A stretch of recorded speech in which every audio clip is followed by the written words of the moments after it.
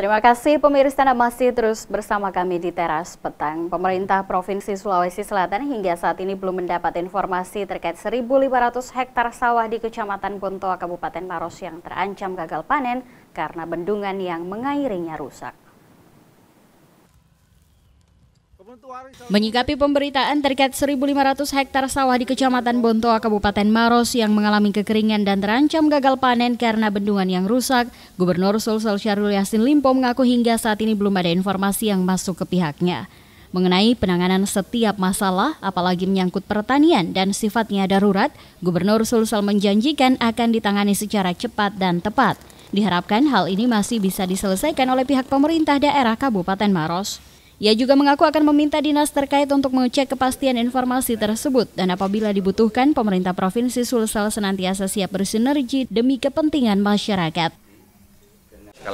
Dari sebuah eskalasi yang bersifat emergensi dan darurat gitu. Ada protap kita. Tentu saja salah satu protap adalah pelaporan.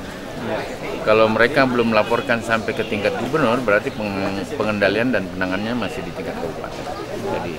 Tapi ini informasi akan saya coba telusuri dan cek coba.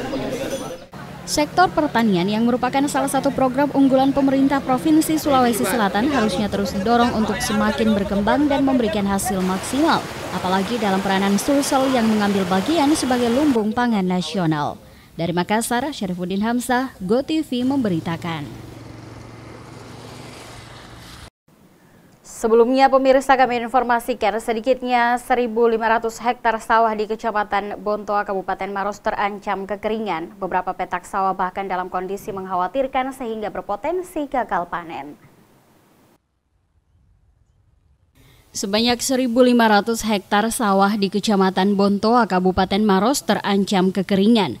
Sejumlah petak sawah bahkan dalam kondisi mengkhawatirkan sehingga berpotensi gagal panen.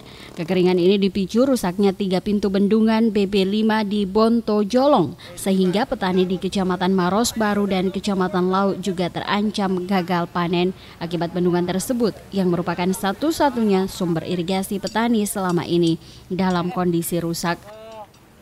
Makanya ini air selalu agak rusak, makanya kita ini bagaimana caranya menormalkan dari petani. Akhirnya masalahnya begini karena air tidak sampai ke sana. Yang kedua mengenai permasalahan air ini dari atas, itu memang tidak ada masalah dari kepala ranting dengan kepala induk. Tergantung dari bibitnya saya banyak itu airnya. Itu tidak ada masalah, cuma masalahnya dari pintu tidak sampai ke sana karena dia rusak. Petani setempat berharap kepada pemerintah provinsi agar jalur tembusan atau sudetan yang menghubungkan saluran irigasi petani agar segera diperluas lantaran sodetan tersebut sudah tidak mampu mengairi persawahan petani akibat parahnya endapan lumpur dan sampah yang ada di dalamnya. Pemeliharaan bendungan ini sebenarnya rutin dilakukan stakeholder pengairan Maros, Dinas PU Kabupaten Maros.